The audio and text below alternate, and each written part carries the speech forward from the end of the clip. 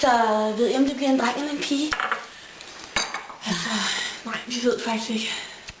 Spændende, var. Sådan noget skal man ikke have vide nu til dags, synes vi ikke. Nej. Men altså, Det giver du da ret i. det kan jo også være lige meget. Altså, bare det er vores barn, ikke? Ja. Det er det, der Nødder?